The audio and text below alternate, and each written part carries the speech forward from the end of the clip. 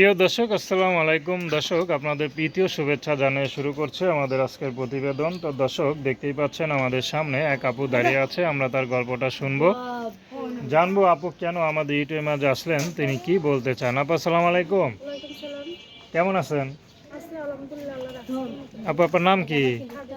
খাদিজা আপু। খাদিজা আপু, বাচ্চা সহ ইউটিউবে কেন আসলেন বলেন?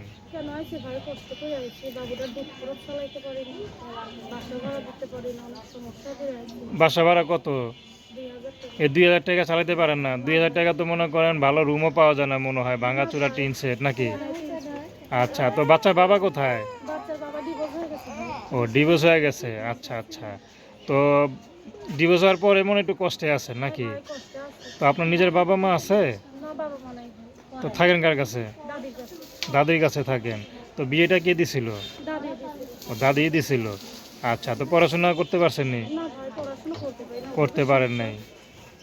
আচ্ছা, তো স্বামী ডিভোর্স দিল কারণটা কি? কোনো কারণ আছে এর মধ্যে? বলতে পারবো না ভাই, সে আরেকটা মেয়ের বিয়ের সাথে করছে। আচ্ছা, কেন আপনি দেখতে কালো দেখা নাকি? হয়তো পারে, তার মনে আমার পছন্দ না দাদি। তো বিয়ের সময় কোনো টাকা পয়সা দিয়েছিলেন স্বামীরে যৌতুক হিসাবে? না ভাই, গরিব মানুষ কোথা থেকে দেবো? নাকি এই জন্য ছাইড়া দিয়েছে আপনার? কোনটা কি মনে হয়? এর জন্য চাই দিতে পারে। এখন কিভাবে চলেন? অনেক কষ্টের ভিতর চলে ভাই, বাবুটাও নিয়ে কাজে কামে যাইতে পারি না। বাবুটা অসুস্থ, জ্বর আইছে, আমারও নিজেরও জ্বর। অনেক আচ্ছা, বাবু তো মনে হয় কান্না করতেছে। কান্না করে কেন? এই জ্বর ভাই, পেটে ক্ষুধা, ঠিক মতন খাওয়া দাওয়া হয় না, তার জন্য ভাই আচ্ছা, তো মা হয়ে কি খারাপ লাগে না? হ্যাঁ, খারাপ তো লাগেই ভাই।